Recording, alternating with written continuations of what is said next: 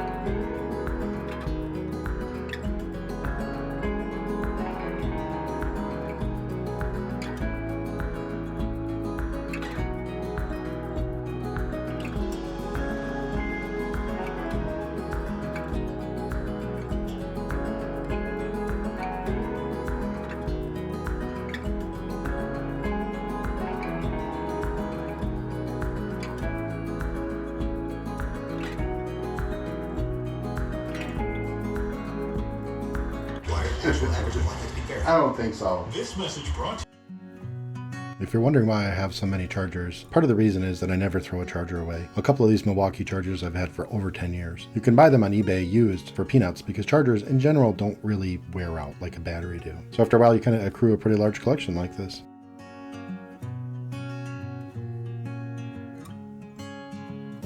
I'm using the time where it's easy to see the wood to lay all the chargers out, drill all the holes for mounting, figuring out where I'm going to drill the large holes to run the cables, and to figure out where the holes for the large screws that mount it to the wall need to go. Then after paint, all I have to do is put it back together and huzzah, I'm done.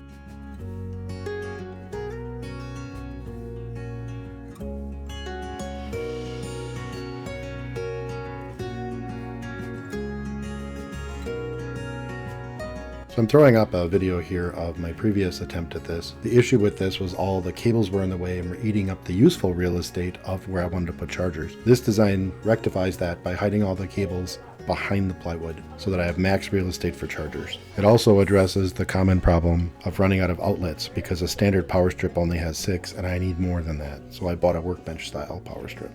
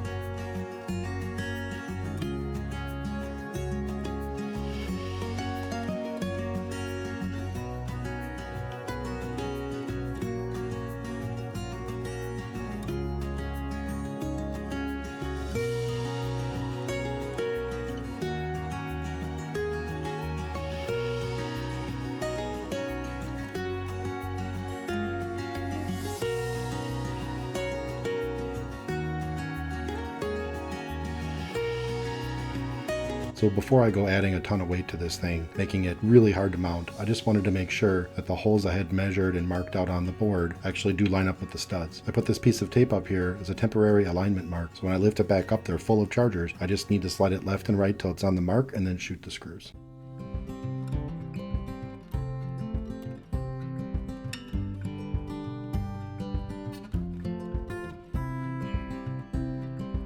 So if you want to mount a charger like this, you keep cranking the screws down until the charger fits so snug you have to tap it into position. That makes the charger nice and firm and it won't wobble when you try to take the battery off. Then I take a drywall screw and pin the back of the charger in place so it can't slide up off the mounting screws.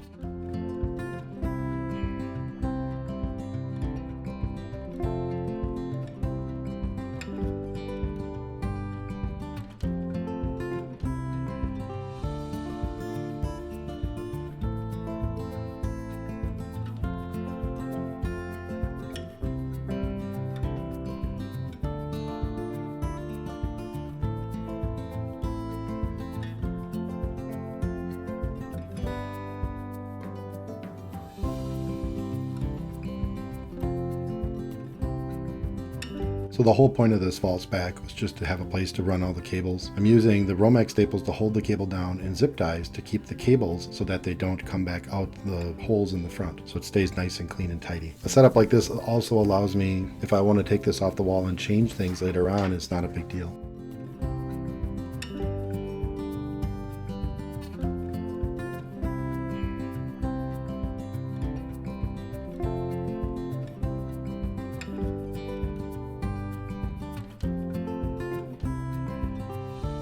And don't forget to always sign and date your projects.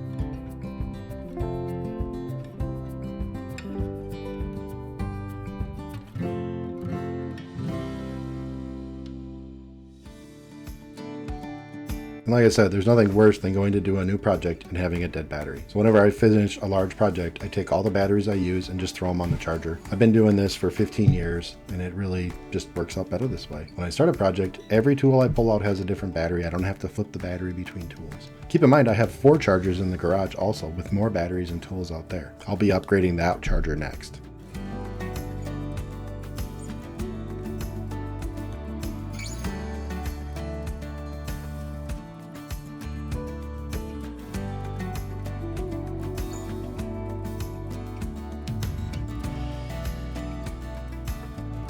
Thanks for watching. Well, if you made it this far, thank you so much. I really appreciate it. I have a wide variety of projects on my channel, and I would really appreciate it if you would leave me a like or a subscribe, or maybe watch one of my other videos. Have a wonderful day, and I'll see you next time. Thanks for watching.